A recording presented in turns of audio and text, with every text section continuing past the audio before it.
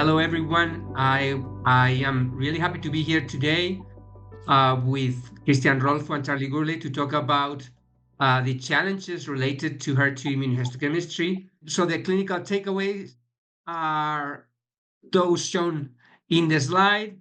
We need to make sure that we standardize HER2 immunohistochemistry for lung and ovarian carcinoma patients.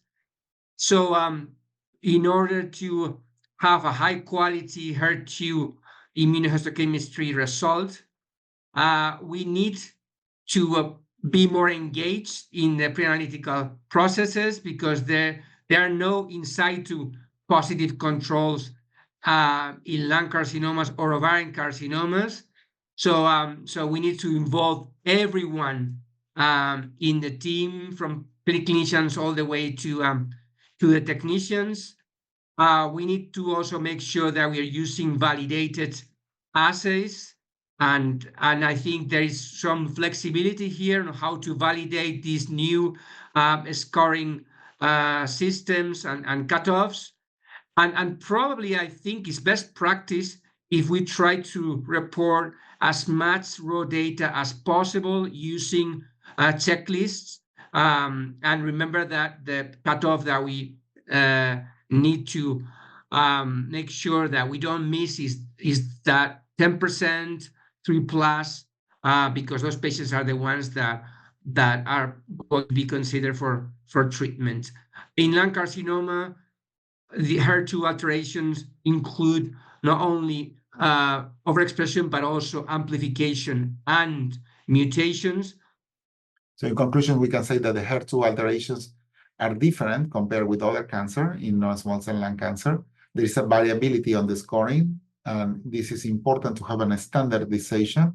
Maybe we will need to go for a companion diagnostic for this specific alteration.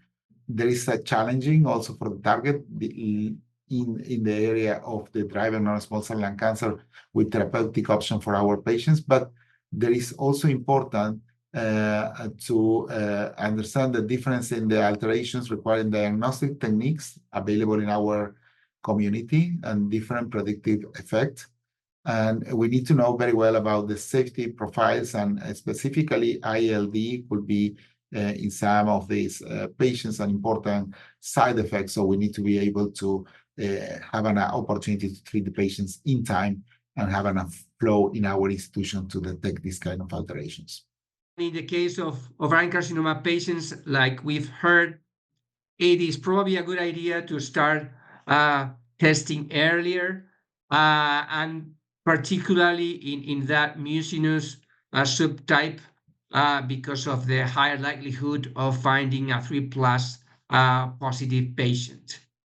So in conclusion, there's no question that HER2-targeted therapies for ovarian cancer are on the horizon.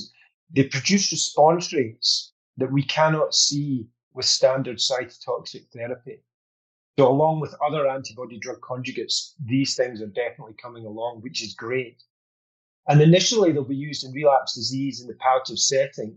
There's also a high chance that they'll be moved earlier in the patient journey, in particular for certain ovarian cancer histological subtypes that are not particularly responsive to conventional chemotherapy, and also specific molecular subgroups. And so uncertainty remains regarding whether sensitivity to these agents will differ between the histological subtypes for a given level of HER2 expression. Because it seems that some antibody drug conjugates, the level of HER2 expression doesn't seem to matter, and for others, it matters a lot. So this still needs to be worked out. And of course, as we've said, uncertainties remain regarding the intratumoral heterogeneity of HER2 expression, how that expression changes during the patient journey, and the extent to which this is impacted by previous therapy. Everything we are doing in the space is because we now have HER2 targeted therapies, including antibody drug conjugates in the space. So these are new therapeutic opportunities for our patients with lung cancer or ovarian cancer.